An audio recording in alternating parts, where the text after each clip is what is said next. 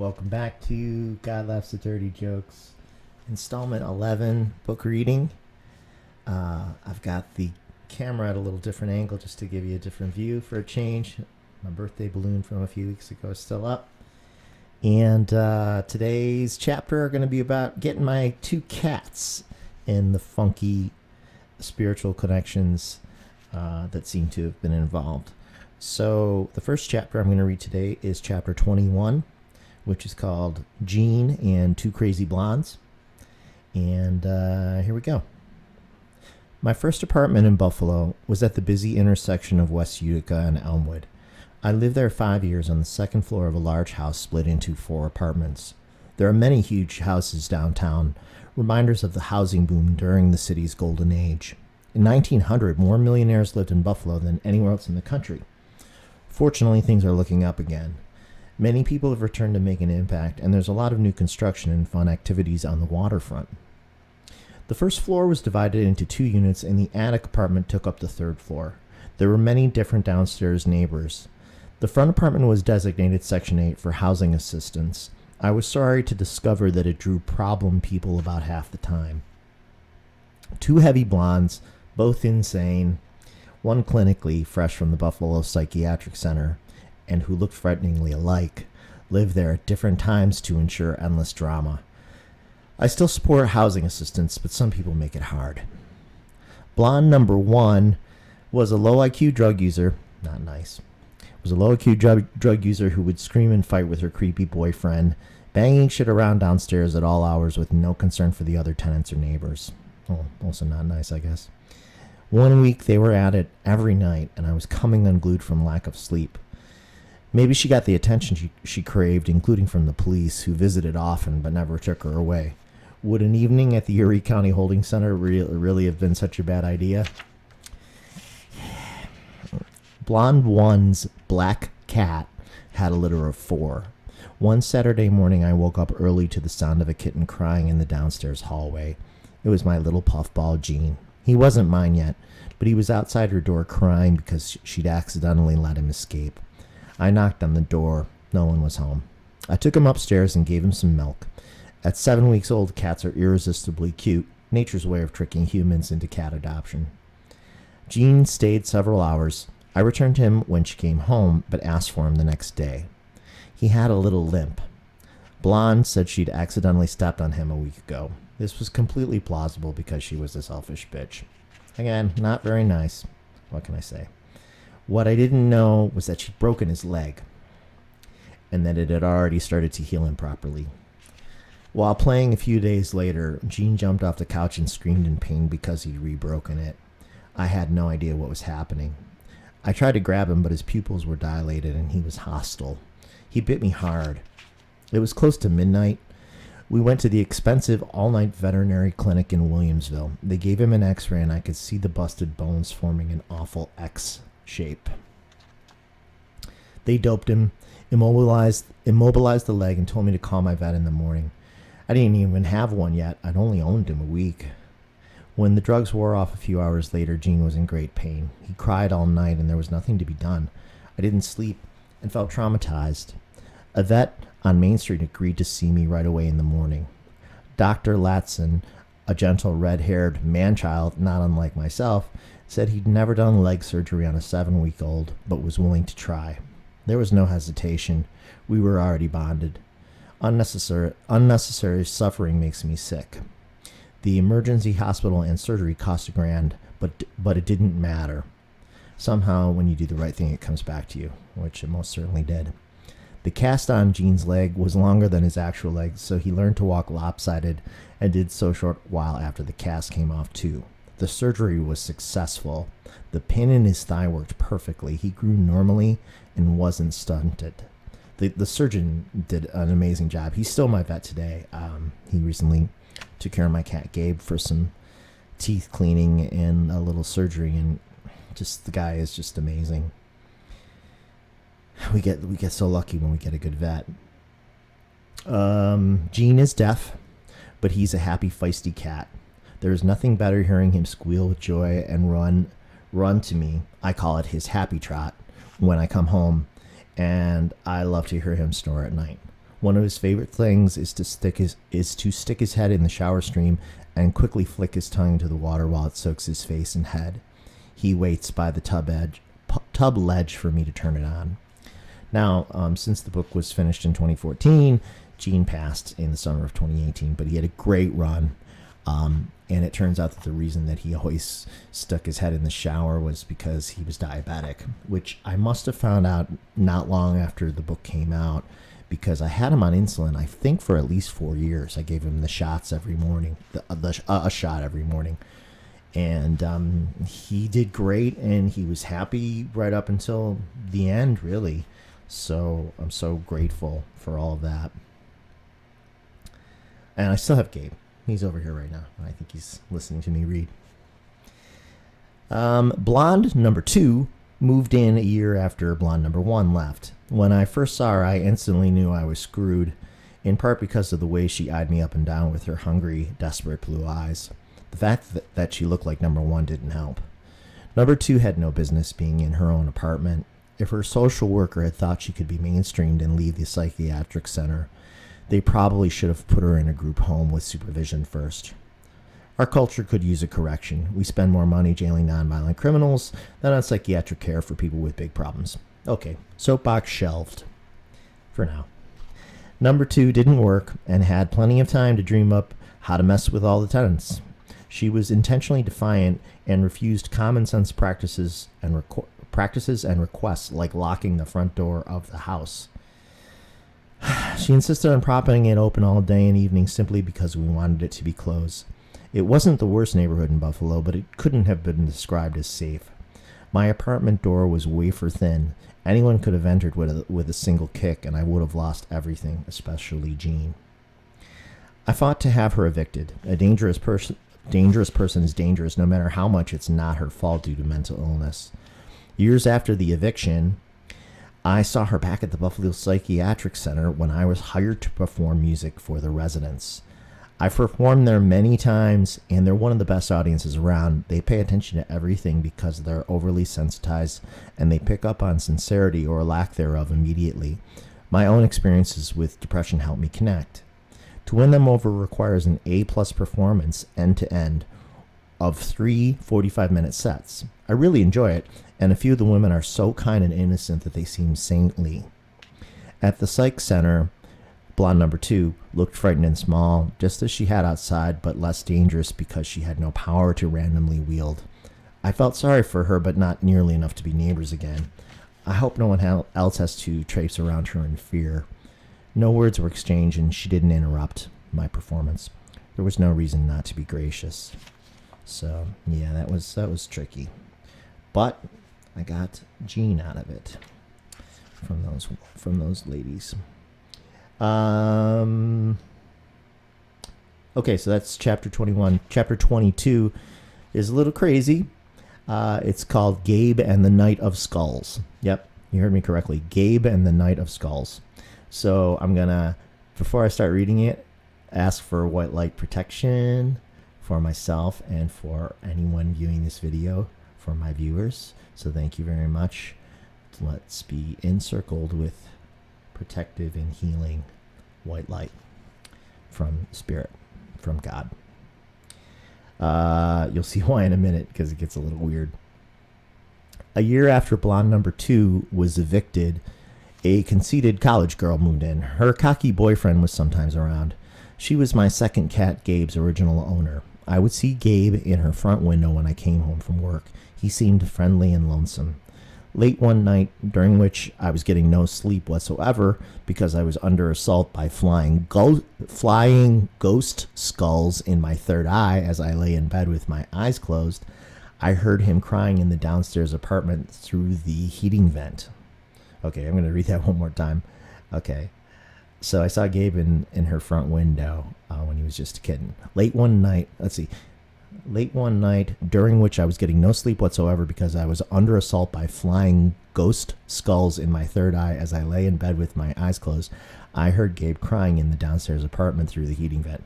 Yes, that's right. Nebulous, wispy gray floating skulls swirled before my closed eyes for hours, one after another in waves, depriving me of sleep. It didn't matter if I closed them more tightly or opened them a while and closed them again. Unfriendlies were mounting a full-out assault to try to drive me up a wall, and they succeeded. It was already a period of heavy spiritual traffic. I had been contemplating weighty cosmic matters in too great a depth, apparently. An abundance of unseen messengers were stopping by for a quick visit in my forehead and some head shakes. Now, this is really before I learned about protections or anything else, because these were just the early novice days. There were no YouTube psychics that I was aware of, or, 6, 7, 8, 9, 10 years ago. So all of this was really just being learned firsthand without any kind of guidance or a mentor. And maybe in retrospect, I should have sought one, but I didn't, and so just had to kind of learn by experiencing. Anyway, regarding the skulls, the ghost skulls, what I think set them in motion was that I'd recently decided to use my new knowledge about spirit to try to help people more overtly. I had come to believe that the reason a hidden spiritual layer was revealed was to enlist me as a soldier for the cause, but the danger in contemplating life as a spiritual warrior is the inherent contradiction of considering it a war to begin with. The best aspects of spirituality are peaceful, not confrontational. I found myself sliding into the strange self-righteousness that I had disliked in others who claimed to be religious, even though my intentions were good. I started to see common conflicts exclusively through a spiritual lens, small daily episodes now representative of the larger, endless conflict between good and evil. I got weird.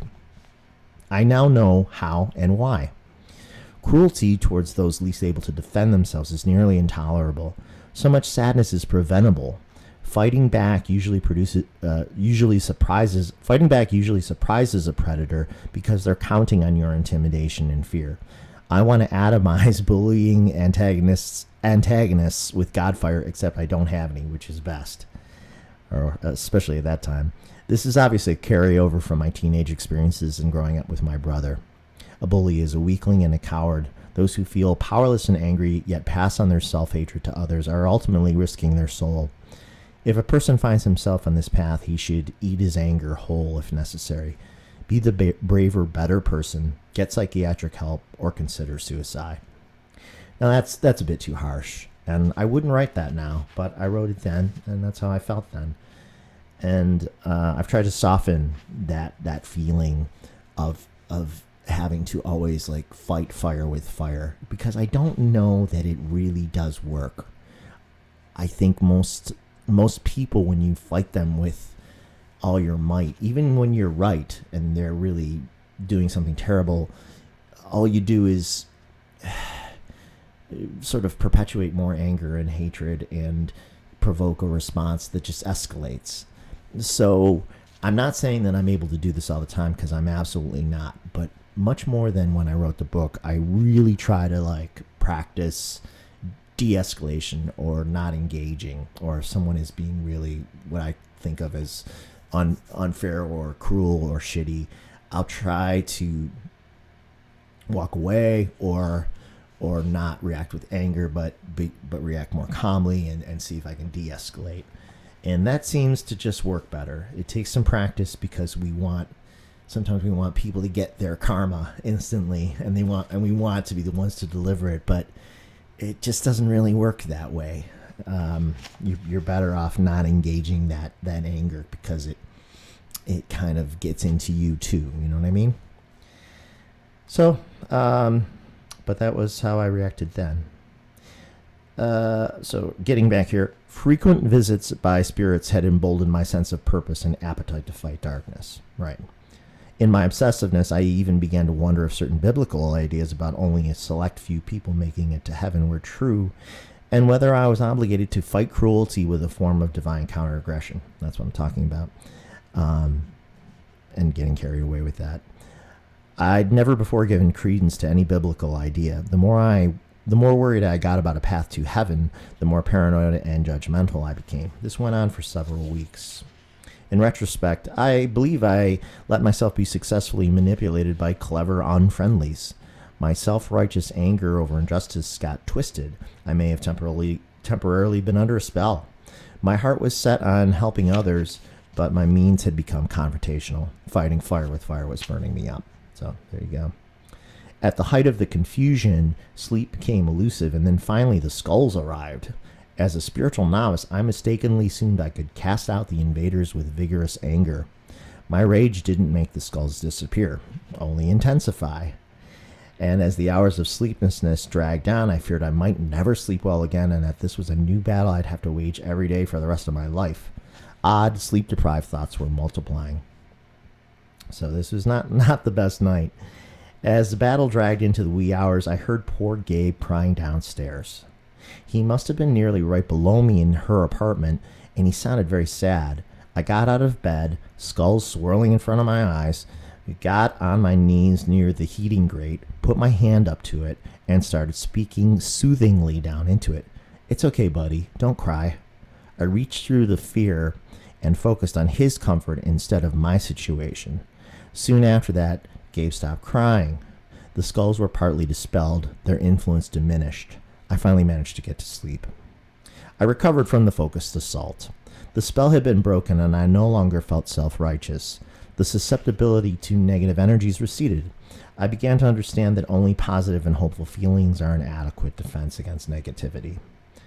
If for some reason you find yourself in a similar situation with dangerous, malevolent spirits, try to stay calm and then ask good spirits to help.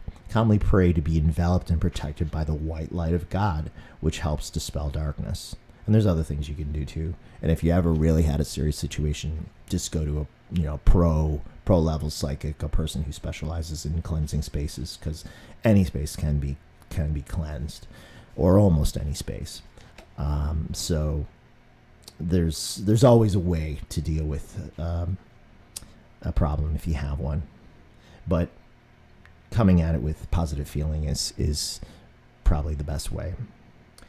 So I said, calmly pray to be enveloped and protected by the white light of God, which helps dispel darkness. Ironic how easy it is to slip into the biblical language I've always rejected, and how hard it is to avoid when discussing spiritual matters. Try not to over-dramatize the situation. You're not in a movie. Please remember that anger and fear won't help. Sometime that spring, the college girl decided to go on vacation and left Gabe outside. I brought him inside the common hallway of the house and set up a makeshift bed and food for the week she was gone, in the event she'd made a mistake or he'd escaped. When she returned, she or her boyfriend took him from the hallway and put him back outside again. I was pissed. Gabe pathetically hung around the house for a week, stretched out on his back on the porch, waiting to be petted, hoping for a friend. I couldn't stand it anymore and took him in.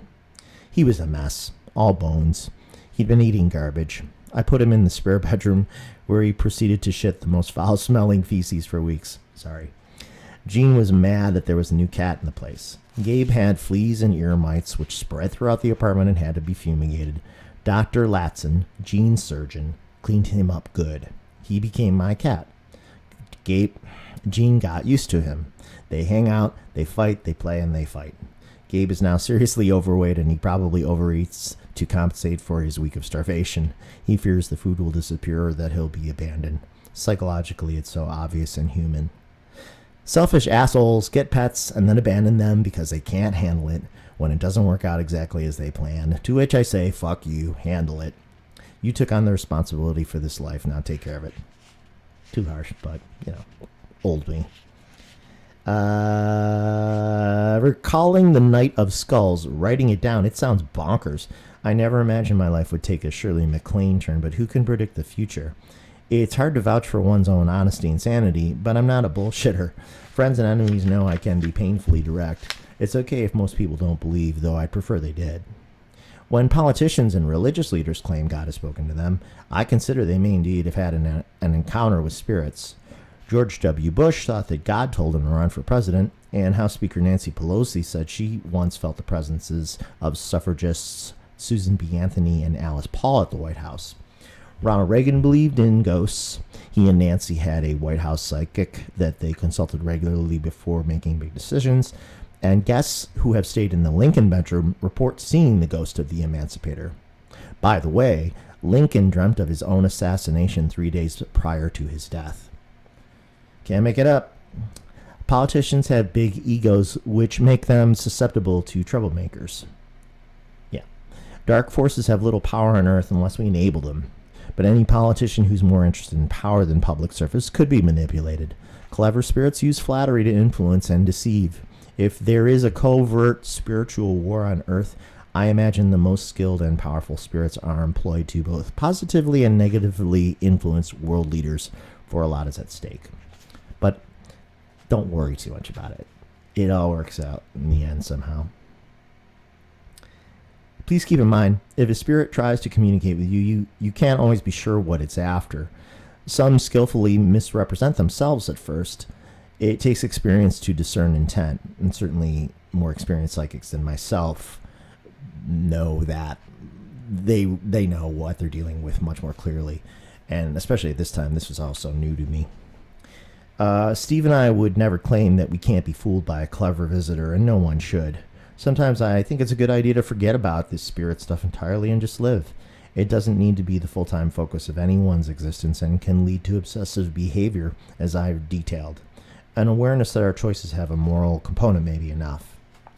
Jean and Gabe came into my life through less than ideal circumstances. I never planned to get one cat, let alone two, but they're a trip. As I write this, Gabe is trying to take over my left leg so that I'll scratch his head and belly, which I'm managing while typing one-handed. He's transferring massive amounts of white and black fur to my blue pants this very moment. Over the years, as his boldness has grown, Gabe has learned to wake me between 2 and 4 a.m. to fill their food bowls.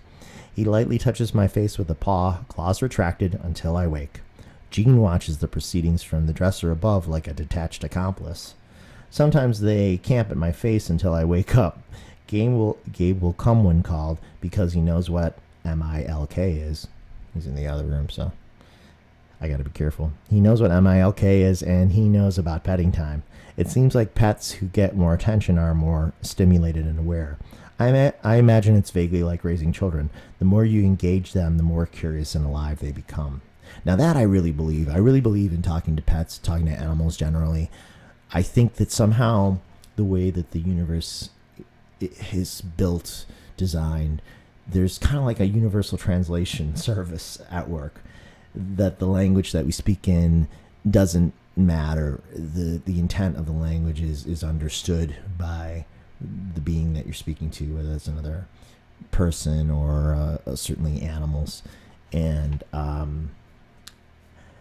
I've had some additional interesting experiences with some other animals in the last couple years that I've been working on writing about, including horses, where like the horses, like I was asking questions like I was having a conversation with a horse, and I was getting answers by them like tapping their hoof in approval, like yes, and tapping a hoof, and it was pretty crazy. It was pretty interesting. So I really do believe that the more you talk to them, the more aware they become, the more they engage too. That's the end of chapter 22. Let's do chapter 23 and then we'll call it. This chapter is called Jean Escapes. Spirits Guide Him Home. Several years ago, I bought my great-grandparents' house from my father and aunt. Built in 1890, it's a big colonial in the Allentown neighborhood of Buffalo. Like many old houses, it needs constant work. When he retired a decade ago, prior to my interest in it, my father did extensive renovations on the exterior and lower apartment. Later, my deceased grandparents came to my brother Steve in a vision to tell him that they'd wanted my father to get the house in better shape for my eventual arrival all along. I really believe that. Since the purchase, both of my parents have been a great help in continuing the second floor renovations room by room. A few summers ago, in a moment of carelessness while working alone at my place, Dad failed to close my apartment door and Jean escaped. My father had no idea he'd gotten out. When I got home from work, I couldn't find him anywhere, and panic soon set in. My poor, deaf indoor cat was on his own on the mean downtown streets. I felt sick. My brother Steve soon received a visit from our brother Justin, letting him know Jean would be found in 2 days. But it didn't much console me. I wanted to believe it, but I was distraught. I told my neighbors about it and put up posters on the block. My neighbor Rose has taken care of many strays and believes in spirit stuff too. She and her boyfriend John sing and play in a jazz group. Rose had a few helpful suggestions. The first was to get a small animal trap and stock it with tuna to lure Jean in. My father borrowed one and we put it out for a day. Her second idea was to scatter used cat litter around the perimeter of my house so that Jean might be better able to recognize it by scent if he wandered near. On the second day Jean was missing, a hot Saturday, Rose phoned because she thought she'd spotted him and his big ears between houses. I ran to the location and saw Jean in a patch of weeds about 20 feet away, but I was in silhouette, and when I approached, he ran away, climbing a high wooden fence. Of course, he couldn't hear me because he's deaf. That night, I heard him crying somewhere nearby. It sounded like he'd gotten into a fight with another animal. Being deaf, he has no idea how loud he is, and his voice is unmistakable, a distinguishing feature. It was torture. At 4 a.m., I was sleeping lightly with my bedroom window wide open. I heard the loudest sustained crying outside, like an announcement. Somehow, Jean was just below my window in my neighbor's driveway. Like, he was just sitting there, almost like he got transported there. I threw on a pair of shorts and booked down the stairs, practically tackling him. He was dusty and thirsty and ran to the water bowl when we got back upstairs. Justin's message had been true. Jean came back in 2 days, and I think Jean may have had some help getting back home. The next nice summer day when we went out on the second floor porch, Jean was different. Instead of exploring the perimeter and ogling birds he hoped to devour but could never catch, he looked all around without moving from his comfortable place at my feet.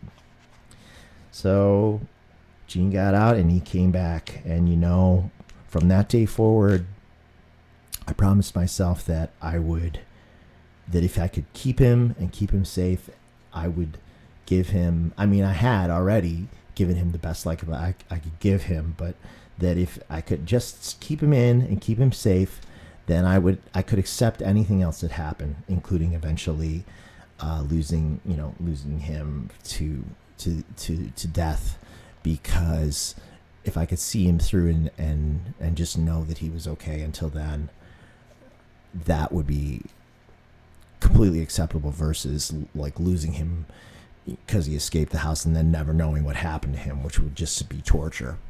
So I had the good fortune to have him for 16 years. And then when his time was up a couple years ago, it was pretty close to obvious. And I took him in and had him put down. And that was the right time and the right thing to do. The kind of awesome thing about when he passed, a thing that happened when he passed was I had him with me in the car as I was driving home because I decided to bury him myself. My mom came over and helped me, which was great. And I was crying on the way home, and I called out to my brother Justin on the other side, and I said, please go get Gene. Like, bring him in, bring in his soul into heaven.